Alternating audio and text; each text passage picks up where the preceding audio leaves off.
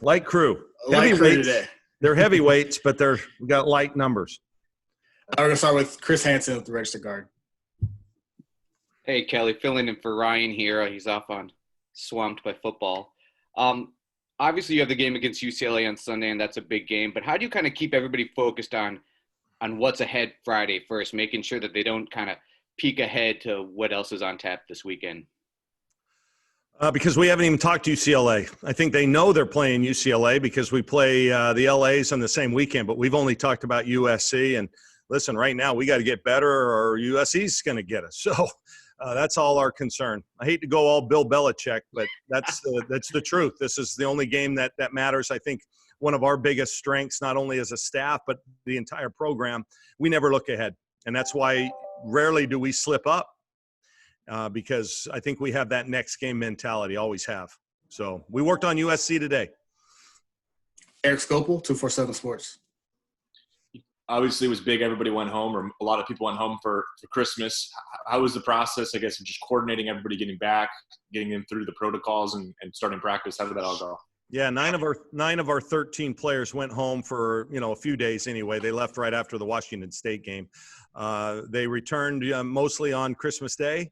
And then they had to have 3 days of quarantine. So we had them all either in individual hotels or in their apartments, but only one in the apartment of 4.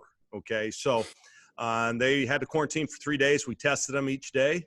And, and upon negative tests, we were able to practice. And so we started on Monday, maybe. What day was Christmas? Friday. Yeah. So Monday evening. Yeah. Jerry Thompson, Ducks Illustrated. Yeah, Coach, I guess I didn't get the memo on the sweatshirt and hoodie. The Bill Belichick. Yeah, that's all right. It's actually the fashion nowadays. We're not still living in the 80s, big guy. My question, Sedona Prince had a good start of the season, then she had the injury. Actually, I guess Naira Sabali came on, showed what she could do, but now Simona, is she working her way back to – because she was making an impact in those first – I don't remember 2 or 3 games. Yeah, made a big impact lately. Yeah. She's still working on it. I think just given her injury history, it's going to be a day-to-day, week-to-week thing with her. I think until she really just gets that body all the way back.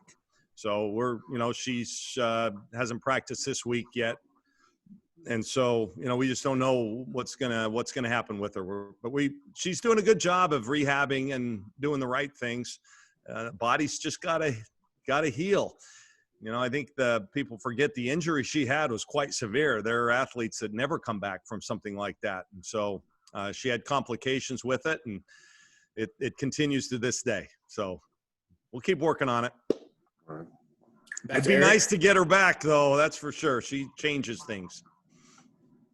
Back to Eric. Give us the brief scouting report on – not brief. You can give as much as you want, but on USC. What do you see there? Well, I like them. I mean, they play really hard defensively. They turn people over, and they get they use their quickness and athleticism to disrupt you. And then they have some really good pieces offensively. I think Angel Jackson inside is terrific. Great hands. If we allow her deep post up, she's going to hurt us. And then Indy Rogers, who had like 21 on us last year, she's a really good on the attack, constantly kind of guard that you have to contain. And then they do a good job of surrounding them with, with really good shooters. Jordan Sanders, I think this week was the player of the week, averaged maybe 22 or 23 in the 2 games they played. And, really good three-point shooter, Maddie Campbell, Caldwell, a bunch of them. So, but those 2 are what really make them tick. Rogers, we've got to contain, and Angel, we've just got to, make sure that she doesn't get deep on us. I don't know the status of Peely. I mean, you throw Peely in the mix, that really changes them for the better. I don't know, if she'll play or not. I don't know. She hasn't played yet, so.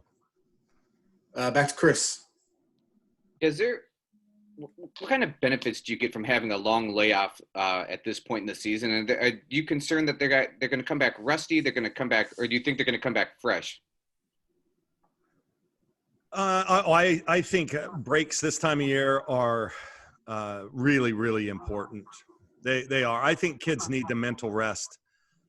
I even told Pac-12, I said, heck, we'll forfeit a game if we can't get our kids home for Christmas. And there are a lot of players, a lot of teams did not send their players home for Christmas. I just think they need that break, albeit it was just a couple of days, but I think just mentally you need it as much as physically. So I think over the years, the return back hasn't, we haven't played significantly poor, on our first couple of games back. In fact, we've had some great weekends as we came back. So I think it'll only help us. Jerry Thompson. Yeah, Coach. So the aftermath of Washington State, what do you guys learn from that? I know you had them ready, or you told them they were going to be a tough team. Was that an eye-opener in some ways, even though, words can only go so far, and they had to see how good they were? I don't think we played poorly. That's a good team. I think people are using the past. We don't have the same team that we had in the past. They're not the same team that they were in the past. That's a good team. We had everything going against us in terms of, they were coming off a huge win over Oregon State. They hadn't beat them in a generation. We're coming in after a good win at UW, and the travel's not easy over there. And then our kids are thinking, hey, as soon as the game's over, I'm flying home. So there was every reason to maybe have a letdown. And I don't think we had a letdown. We didn't shoot it particularly well, turned it over a couple times too many. But I'm glad that we had a game like that. We had to make stops at times, and we made them. We had to execute offensively, and we made key shots in key moments. So that's good to see. I think we just got to we just got to move on. This isn't Sabrina Satu Ruthie. Okay, just going in and rolling people. We have to play well. We're 7 games into a season where we have 9 new players out of 13. And then to get a win, there are a lot of teams going to go over to Pullman and lose. So I feel fortunate to get out of there with the win. That's a good team. Ask the Beavers. Back to Eric. I should have asked before. Did everyone clear protocols? Yeah. We're all good. And then I'll just ask another question here. It seems like these next 3 weekends, I'm not going to ask you to look ahead to anybody, but these top 10 teams each week. What are you hoping to get out? I guess, what are you hoping to learn and see from this group? Like, what's the best case outcome? Well, this is going to give us an idea of what kind of team we have, because these next 3 weekends, 2 of which are on the road, will be very difficult.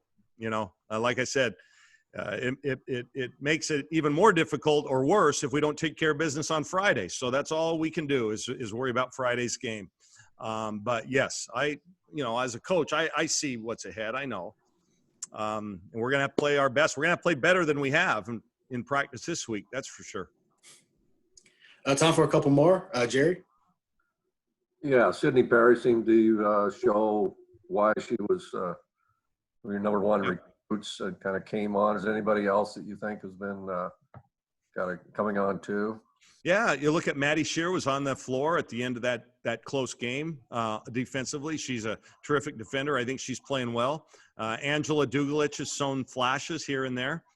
Pow, same. So I think others have really done a nice job of filling a role. That's what I liked in the Washington State game. Pow made a big basket late. Boley made a big basket late. Maddie Shear made a couple of key free throws. And then we had players make defensive stops. So a lot of people contributed in that game. But last weekend was not our best weekend. But we'll learn from it and get better. And we had 2 road wins, so that was the bonus. Last one. We'll wrap up with Eric. Okay. Are any of the starters set in stone? Yeah, I don't know. We haven't talked who's starting on Friday. We will tomorrow. So it's still fluid. Yeah, it's to answer your question there, Eric, it's still fluid. I think Niara, Pow, T. Mike, Aaron Boley, those are the ones that we've been pretty set on all season. And then that 5th one we rotate. We sometimes go big. We've sometimes gone with Jazz. We've sometimes gone with Taylor. So I anticipate it'll be one of those three.